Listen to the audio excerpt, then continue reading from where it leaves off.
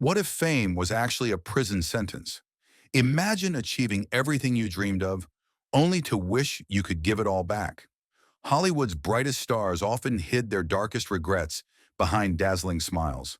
The truth behind their glamorous facades will shock you to your core. Judy Garland. Judy Garland was America's sweetheart, the girl with the ruby slippers whose voice could make angels weep. But behind that magical smile was a child whose childhood was stolen by the very industry that made her famous. From age 13, MGM controlled every aspect of Garland's life. Studio executives put her on a diet of coffee, cigarettes, and appetite suppressants to maintain her girlish figure. They scheduled her days down to the minute, with some work days stretching to 20 hours. The studio even assigned people to follow her to ensure she didn't sneak food. They had us working days and nights on end, Garland later revealed. They'd give us pills to keep us on our feet long after we were exhausted. Then they'd take us to the studio hospital and knock us out with sleeping pills. After 4 hours, they'd wake us up and give us the pep pills again. By 47, when her body finally gave out, she had attempted to escape her fame numerous times. In a heartbreaking interview shortly before her death, she confessed, "If I had never seen a movie or heard a song, I'd have been all right. I was born with a sense that something was going to happen to me. Fame came to me too early. If only I could have waited, I'd have been all right." What makes Garland's regret so profound is that she tried desperately to protect her own children from the industry that destroyed her, yet watched helplessly as her daughter Liza Minnelli followed in her footsteps anyway. Marilyn Monroe. Marilyn Monroe created the ultimate Hollywood fantasy, but privately begged to be seen as a real person. The woman whose smile launched 1,000 dreams was dying inside from an identity crisis no one could solve. Born Norma Jean Mortensen, Monroe was transformed by Hollywood into something that barely resembled a human being. She became a caricature, a projection of male desire that obliterated the intelligent, sensitive woman beneath. She once confided to a friend, "I want to be wonderful, but all they see is this thing they've created with makeup and costumes." Monroe struggled desperately to be taken seriously as an actress. She founded her own production company and studied at the Actors Studio under Lee Strasberg. Yet no matter what she achieved, the public and press refused to see beyond the bombshell persona. In her final interview, Monroe revealed her deepest regret. "Fame will go by, and so long I've had you, fame. If it goes by, I've always known it was fickle. So at least it's something I experienced, but that's not where I live." What makes Monroe's regret truly haunting is that she seemed to predict her own tragic end. "Fame is like caviar," she once said. "It's good to have caviar, but not when you have it at every meal." By the time of her death at 36, the very fame that millions envied had become her prison, her tormentor, and ultimately her executioner. Charlie Chaplin.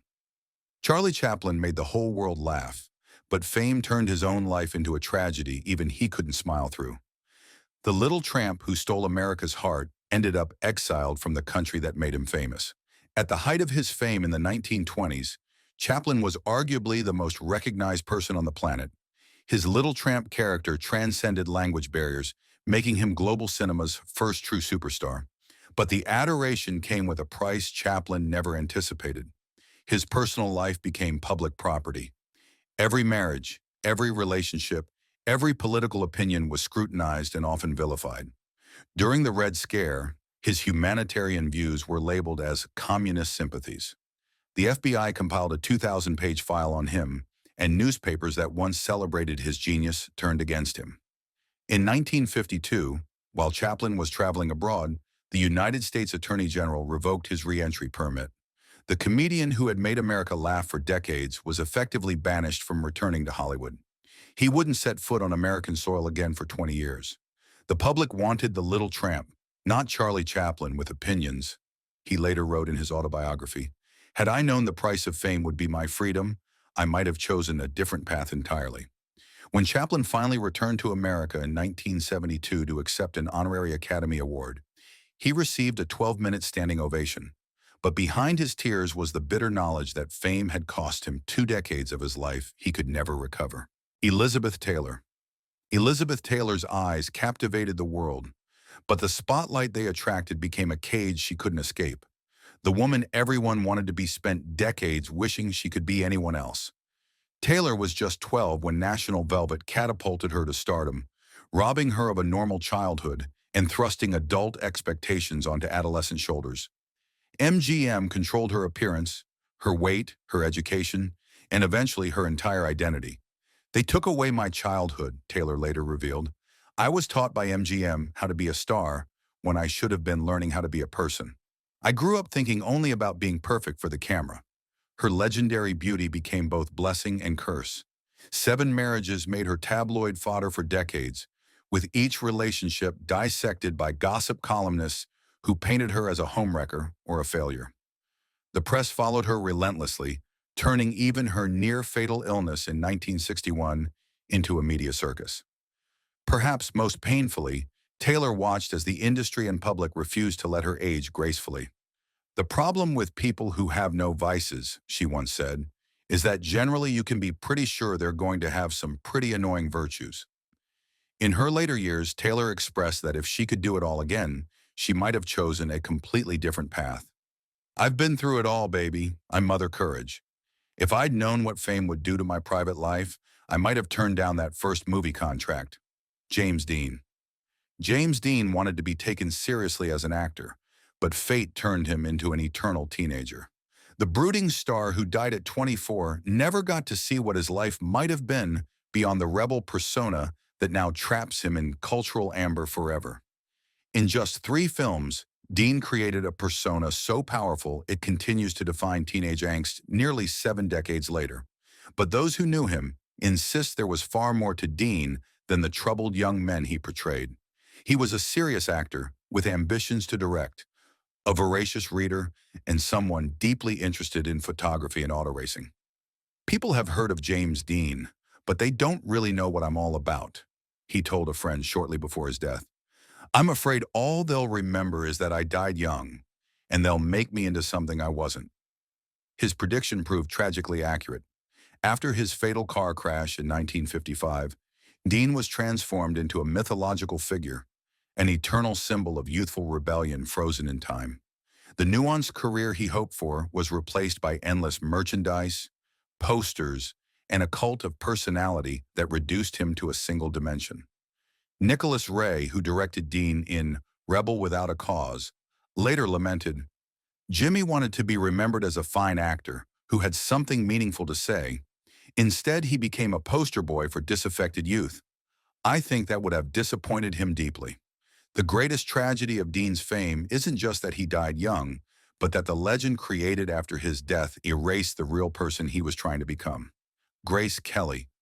Grace Kelly traded Hollywood royalty for actual royalty, but the fairy tale ending came with fine print no one warned her about. The Ice Princess, who seemed to have it all, spent decades longing for the artistic freedom she surrendered. Kelly was at the peak of her career when she married Prince Rainier III of Monaco in 1956. At just 26, with an Oscar already on her shelf and collaborations with Alfred Hitchcock defining her legacy, she walked away from Hollywood for what seemed like the ultimate happy ending. Reality proved far more complex.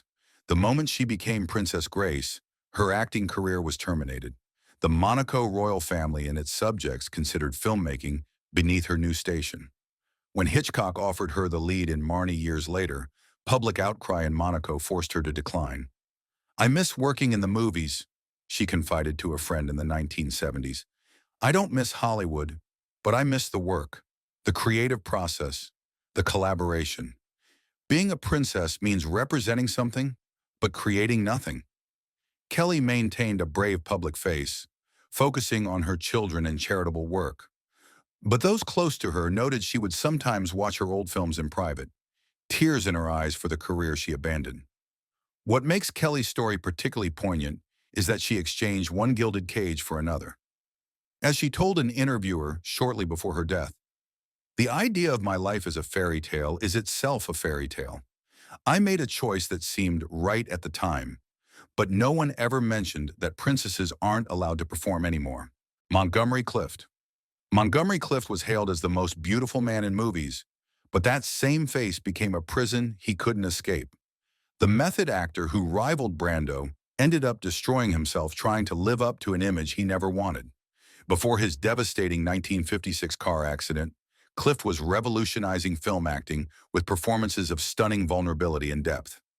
Intensely private and dedicated to his craft, he rejected the studio system's attempt to market him as merely a handsome face, often choosing challenging roles over commercial success. The car accident changed everything. His face, once described as perfect, was severely damaged. After painful reconstruction, Clift looked noticeably different, and Hollywood's reaction was cruel. Director John Huston remarked, "Monty's life was a slow suicide. He had the talent to be the greatest actor of his generation, but he couldn't live with the gift he'd been given." Clift became dependent on pain medication and alcohol, his health deteriorating as he tried desperately to maintain his career. In rare interviews, he expressed bitter regret about his early fame. "I never wanted to be a movie star," he once said. "I just wanted to be a good actor." Fame made it impossible to walk down the street without being stared at, yet impossible to be cast in roles where people wouldn't stare.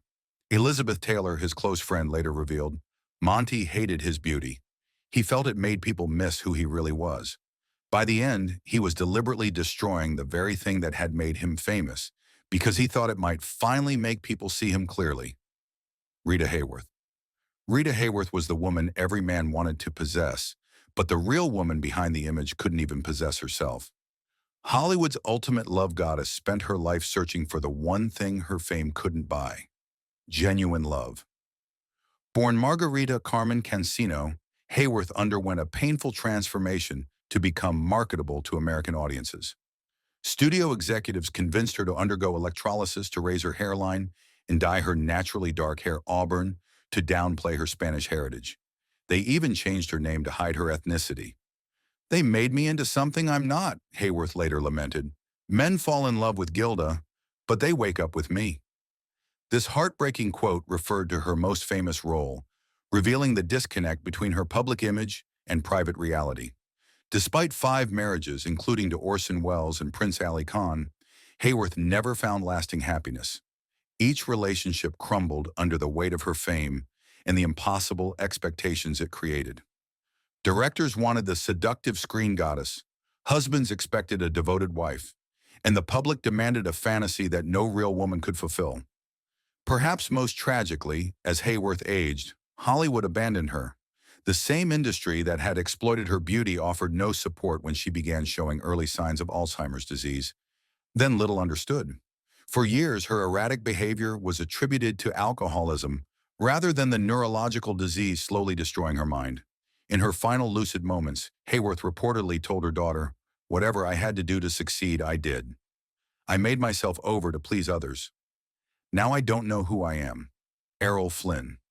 Errol Flynn lived the adventure on screen that destroyed him in real life.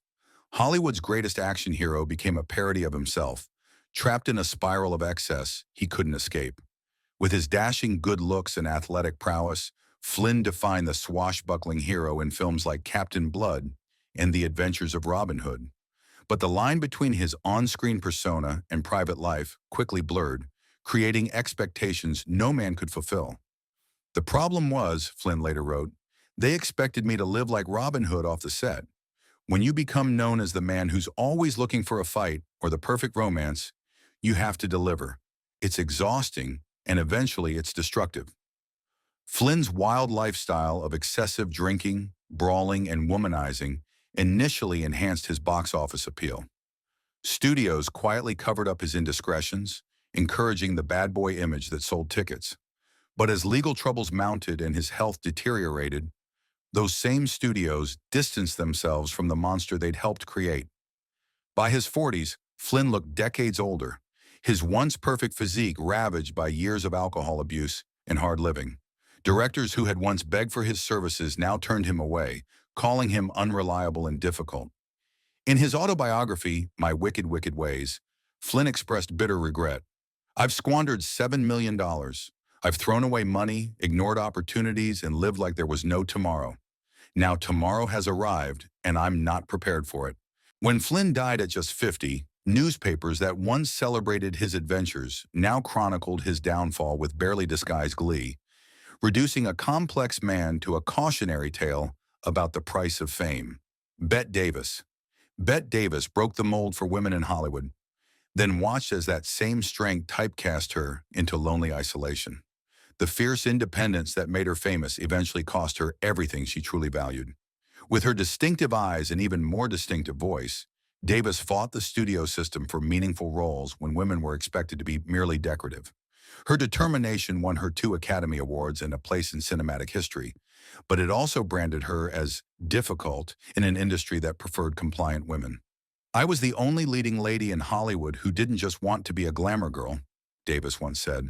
"For that, I paid a heavy price personally. The stronger I appeared on screen, the more men in real life seemed threatened by me." Her professional reputation for toughness bled into her personal life. Davis endured 4 failed marriages, with each husband eventually resenting living in her shadow. Her daughter B.D. Hyman published a scathing memoir portraying Davis as a monstrous mother, a public betrayal that devastated the aging star.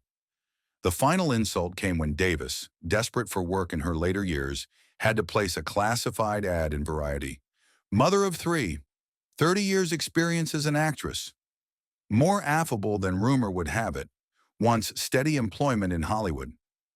In a rare moment of vulnerability near the end of her life, Davis admitted, "The price of great success is a lonely path. I fought for my career when women weren't supposed to fight. I won the battle professionally, but lost the war personally. Given the choice again, I'm not sure which I would choose." Carrie Grant.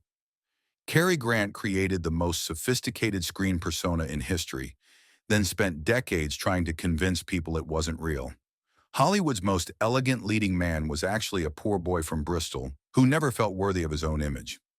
Born Archibald Leach to working-class parents in England, Grant invented Cary Grant as a complete fiction. His immaculate accent, debonair style, and seemingly effortless charm were the result of years of careful study and reinvention. The transformation was so complete that Grant himself began to feel like an imposter in his own life. "Everyone wants to be Cary Grant," he famously quipped. "Even I want to be Cary Grant." This wasn't just a clever line, but a confession about the disconnect between his public image and private self. Despite his tremendous success, Grant suffered from crippling insecurity. He underwent extensive therapy and even experimented with LSD treatments, then legal, to reconcile the gap between Archie Leach and Cary Grant. In private, he would sometimes refer to his screen persona in the third person, as if discussing someone else entirely. Grant's daughter Jennifer later revealed, "Dad told me that he felt he was playing Cary Grant for so long that he didn't know where he ended and Cary Grant began." The perfectionism everyone admired on screen was actually a burden he carried every day. What makes Grant's struggle with fame particularly poignant is that he retired at the height of his powers, walking away from Hollywood at 62 when he could have continued for years. "I was determined," he said, "to discover if there was a real person left beneath the Cary Grant mask." Veronica Lake. Veronica Lake's iconic hairstyle made her a sensation, then left her with nowhere to hide when fame abandoned her. The blonde bombshell who inspired millions of copycats ended up serving drinks to people who didn't recognize her. With her signature peekaboo hairstyle partially covering one eye, Lake became one of the most imitated women in 1940s America. At the height of her fame, the government even asked her to change her hairstyle because female factory workers during World War II were injuring themselves trying to maintain her look while operating machinery. But Lake's reign was brief and brutal. Standing just 4 feet 11 inches, with a reputation for being difficult on set, she quickly fell out of favor with studios. Her famous hair became a prison, as directors couldn't envision her in different roles. When her career faltered, alcohol dependency accelerated her decline.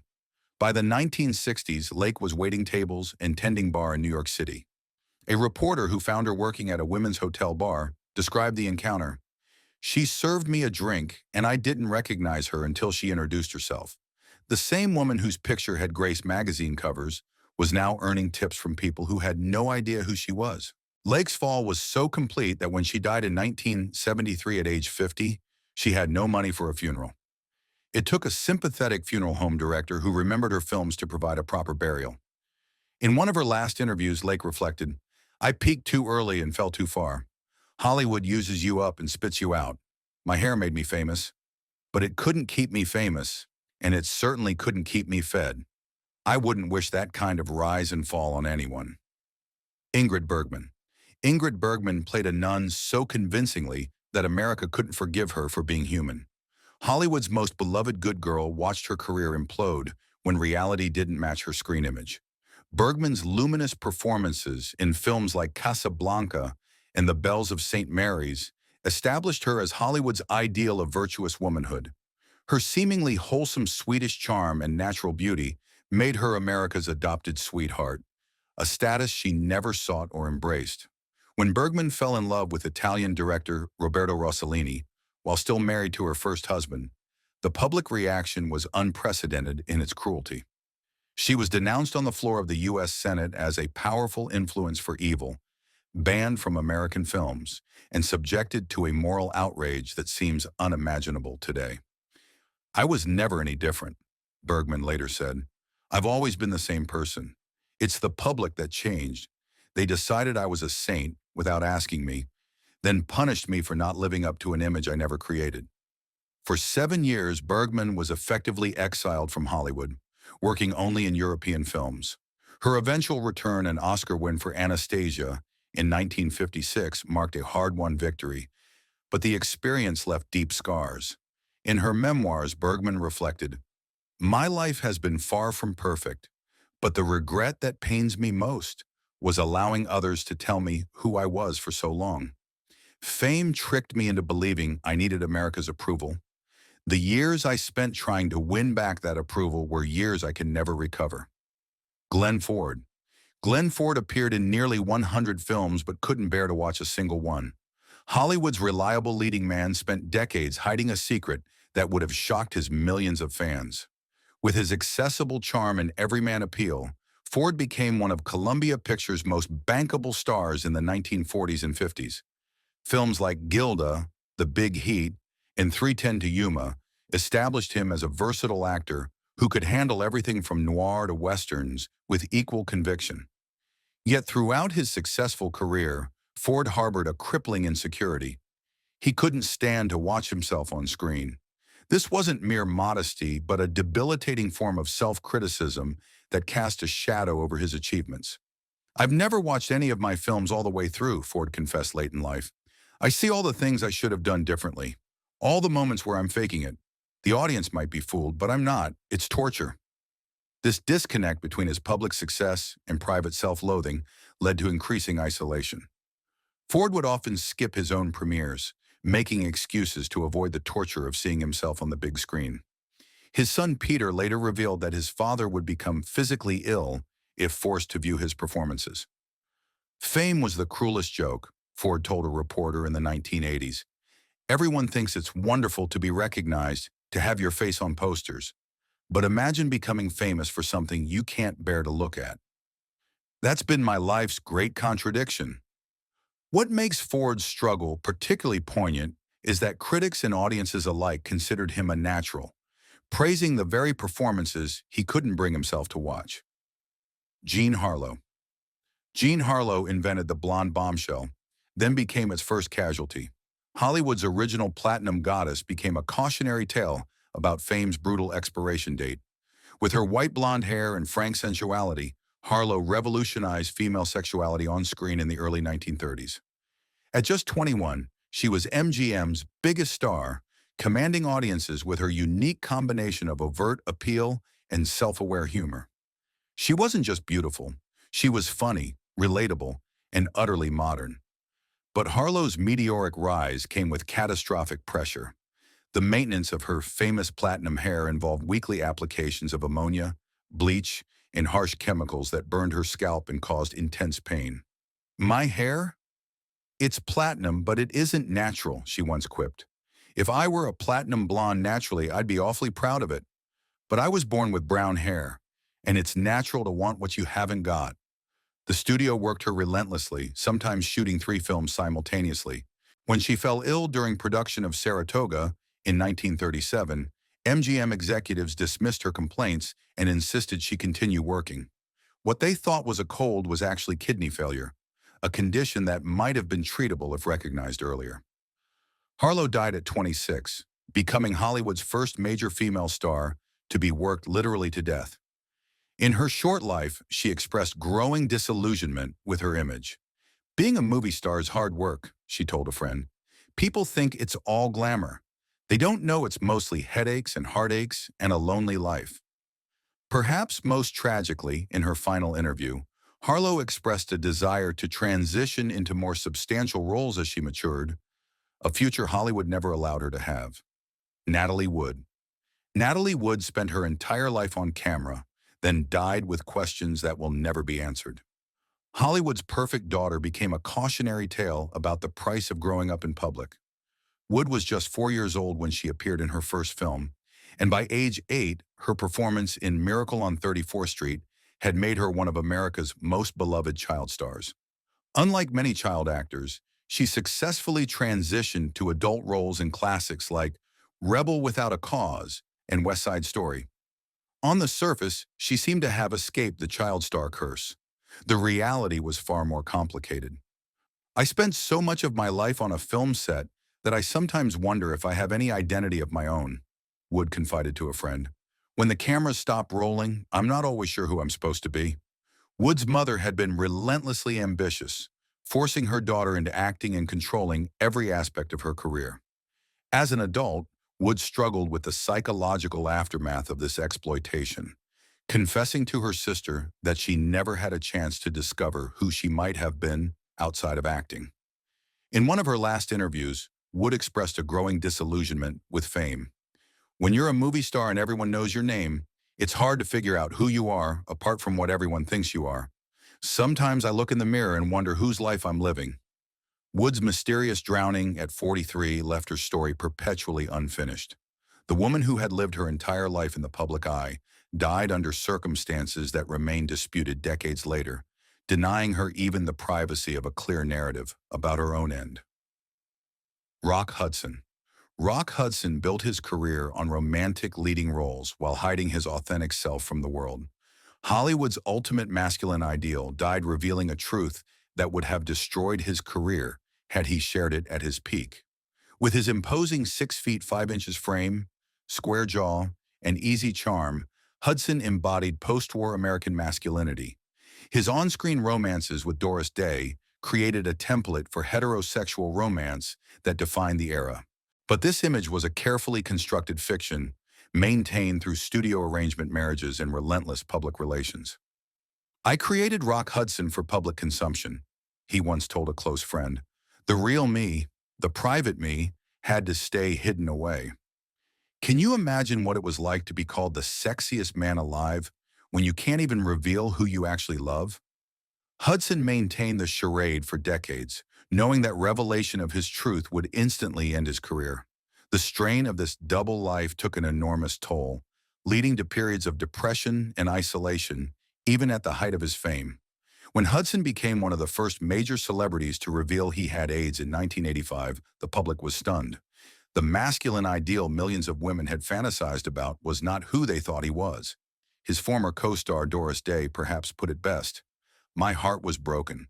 Not because he was gay, but because he felt he had to pretend he wasn't to have a career." In his final interview, Hudson expressed both relief and regret. "I spent my life building a wall to protect myself, and now that it's coming down, I won't be here to experience the freedom on the other side. Fame trapped me in a prison of my own making." Greta Garbo. Greta Garbo didn't just walk away from fame. She fled from it like a fugitive. Cinema's most mysterious icon spent more years hiding from her celebrity than actually being a star. With her luminous face and enigmatic presence, Garbo became the highest-paid actress in Hollywood during the late 1920s and 30s. Her transition from silent films to talkies, unlike many of her peers, only enhanced her mystique and appeal. Yet at the peak of her power, at just 36, she walked away from Hollywood entirely. "I never said, 'I want to be alone,'" Garbo later clarified about her famous misquoted line. "I said, 'I want to be left alone.'" There's a world of difference. That difference defined the second act of her life. For the remaining 49 years after her retirement, Garbo became almost pathologically private, avoiding photographers, refusing interviews, and even changing direction on New York streets if she spotted someone who might recognize her. Friends who knew her during these decades described a woman trapped by her own legend. She couldn't visit restaurants, museums, or theaters without causing a commotion.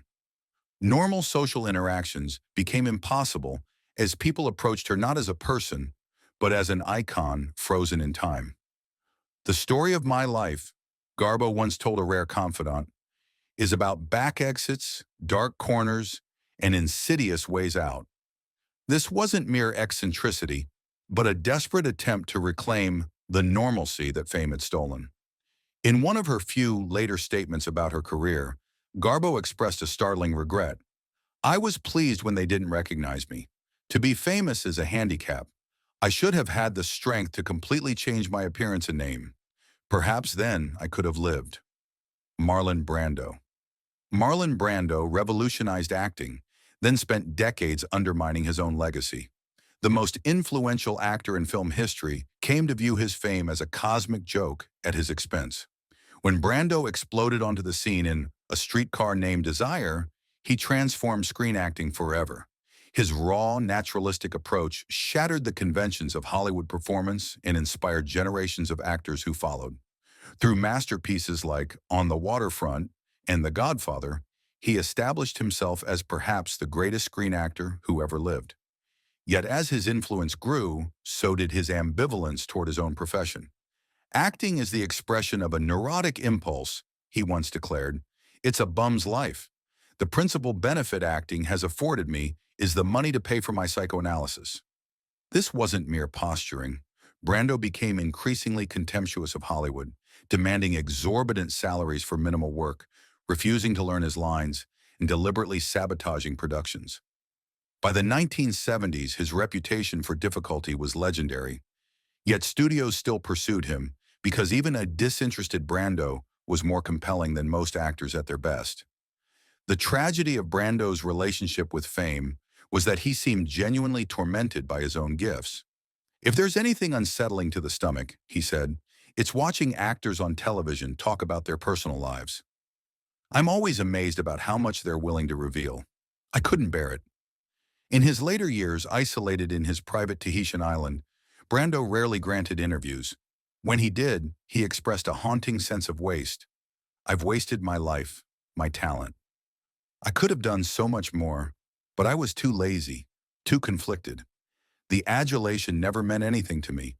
I wanted to change things, not just pretend to." Joan Crawford. Joan Crawford clawed her way to Hollywood immortality, only to have her entire legacy rewritten after death. The ultimate survivor watched helplessly from the grave as her life's work was overshadowed by one vengeful memoir. Crawford's rise from impoverished childhood to Oscar-winning actress represented the American dream at its most dramatic. Through sheer will and relentless work ethic, she transformed herself from chorus girl to box office queen, reinventing her image multiple times over a 45-year career to remain relevant as tastes change. "I never go outside unless I look like Joan Crawford, the movie star," she once said. "If you want to see the girl next door, go next door." This wasn't arrogance, but survival strategy in an industry notorious for discarding women as they age. Crawford's iron discipline extended to every aspect of her life. She answered every fan letter personally, maintained impeccable homes, and built an image of Hollywood royalty through careful image management. Yet all this meticulous work was largely erased in public memory by Mommy Dearest, her daughter Christina's scathing memoir published after Crawford's death. The book's portrayal of Crawford as an abusive mother, later amplified by the camp classic film adaptation, effectively rewrote Crawford's narrative. Decades of artistic achievement were reduced to wire hangers and eyebrow battles. What makes Crawford's story particularly tragic is that she had no opportunity to defend herself. In one of her final interviews, she seemed to anticipate the coming character assassination. "I've often wondered what my legacy will be. You work so hard to build something meaningful, but in the end, you're not the one who gets to decide how you're remembered." The woman who once commanded the attention of millions died alone in her apartment, leaving behind careful instructions for a funeral that was attended by fewer people than had once waited outside her dressing room door for an autograph.